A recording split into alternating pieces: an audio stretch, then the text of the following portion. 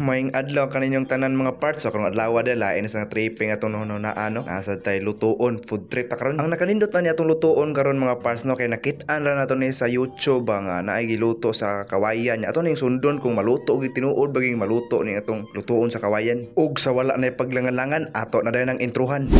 So for today's video guys ay magluluto tayo gamit ang punuan ng kawayan. Bungots ito'y Tagalog mo din eh. Habang sumisilip ako sa ibaba ng punuan sa kawayan mga parts, may nakita akong ito'y na kawayan, kung sa Bisaya pa, dabong. Pagkatapos nito mga parts no, kinuha ko na ang aking sundang at saka tinaga-taga ito sa punuan pa din ng dabong para ito ay makuha na at saka para masagol natin sa ating uutanin mamayang tanghali. Jesus go Ginoo mo receipt mga parts no, hindi ako nakadala ng PPE. Ito yung pinaka-importante kasi dapat tayo may gloves na nakasuot dyan para hindi tayo matunok ng mga dapaw ng dabong na ito. Oh no! At dito na tayo nagsisimula sa pagtataga no, paghihiwa ng punuan sa kawayan mga part para gamitin natin sa pagluluto mamayang tanghali at ang ating food trip natin. Sa makikita nyo mga parts, ang tagal-tagal kong naputol itong punuan sa kawayan kasi ang ligon-ligon kasi guod ito eh. At pagkatapos ng ilang minuto sa pagputol tikbas-tikbas natin mga parts no, naibot na natin yung punuan sa kawayan. Hinawanan natin, kinuhaan natin ng mga tunok-tunok baka kasi masamad tayo mamaya sa pagluluto natin.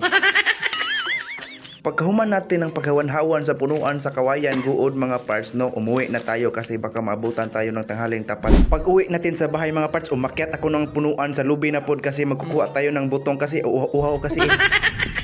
Sa kalayo sa ating kinuhaan ng punuan ng kawayan kaniha at saka tangasin pa yung papunta sa aming bahay, nakukutasan ako kaya no, uuhaw ako kaya uminom ako ng tubig ng butong para maiubsan ng uhaw natin.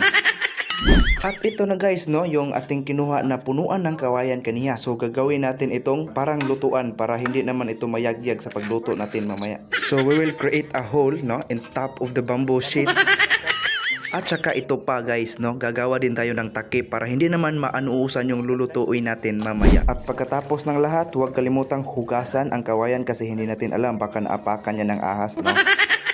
Pagkatapos niyan, ipasandig para mauga. At habang naghihintay tayo na mauga at matuyo yung ating pinasandig, kukuha tayo ng mga ingredients sa ating lulutuin ngayon, no? At may nakuha pa tayong hinog na pinya dito, guys, no? At saka siko, no? So yun, guys, no? Gabi ang napili nating lutuin ngayon, no? Sa ating food trip, no? Sa mga Bisaya dyan, sa mga taga Cebu probinsya, no? Alam na nila to kung ano to. So gabi to, di ba? Sa paghagpat nitong dahon sa gabi, dapat ay marunong ka talaga. Kapag hindi ka marunong, naku po, baka makatul-katul yung dila mo.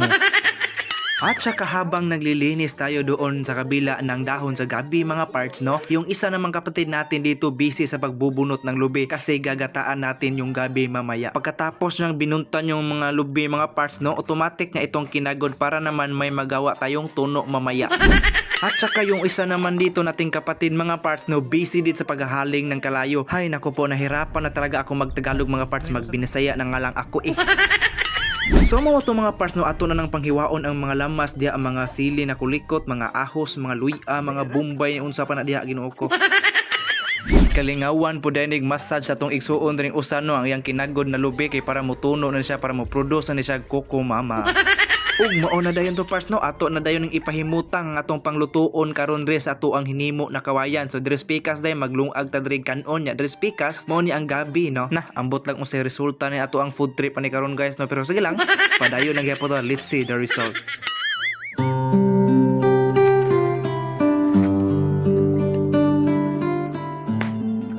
Og dring dapita na mga parts no, ato rin gilak ang atong putahe dres nagsiga na kalayo. Og nakalimtan din nato nagbutang og sabaw ang atong gabi no. So mao to wala tay pagdugay butngan din nato kay kasi mahubsan, masunog pa lang atong kawayan Ginoo ko Mario Sep.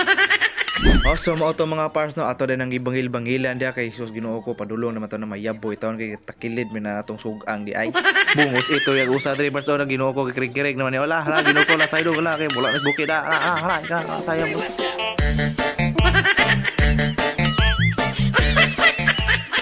Sulod sa usa ka semanang hinuwat nato parts atong linak ang parts ato na ning ukban karon atong i-check kung naluto na ba. Here we go, let's go.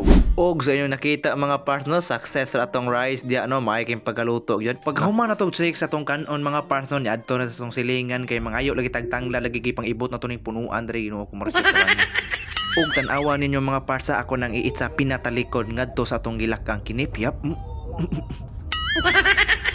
Ug diring dapita mga parts butangan na nako nagsuka diha, timplahan, mga asin, bitsin ug unsa pa na diha magic sarap kung naa alright. Ug syempre mga parts no dili na to kalimtan og yabo diha ang tuno sa lubing ang kinagod sa atong igsuon kaniha kay mao nay mohatag og lami. Silbi mo na gitawag og finishing touches kung sa mga panday pa aray ko. Ug mao na dayon to mga parts no, naluto na ang ato ang putahe karong paniud tuha ug ato na ning haonon no ibutang diha sa bangko kay mabugnaw na siya no nang uling ng lubot sa atong kaldero nga kawayan Ginoo ko. Ang pinaka-importante gid diha mga parts no kay dili gid ta makalimot og abri sa atong giluto ug unsa nay napurma diha ana ron Ginoo ko. Kay basen unya nga paig na unsa pa may atong kaunon anero sa atong pudtre. Basta kay pagtilaw lagi nagos akong niluto mga parts nakaingon like kog ako ba kay nagluto ani no. Kahuman ato mga parts no, ako rin ang gibalhin diyon sa lirong diha nga akong gihanigan og dahon sa saging para mabugnaw na ang kanon nato diha. Makaingon jud ko nga sakto ra pagkaluto nga ato ang kanon na gilungag diha mga parts no kay uga ra man siya, sakto ra man siya, mura ra sa giluto sa kaldero ba. Nuo ka. Nah, dili pud palupig ang atong giluto ng gabi diri mga parts. Oh, lami is barog ba no? Porma pa lang daan, gwapo na kayo. Wa na pastada na dress gawas mga parts no. Basta kay nighigop lagi niyo sabaw mga parts no, nighungit mo mura lagi makalimot sa imong mga pangalan diha Ginoo.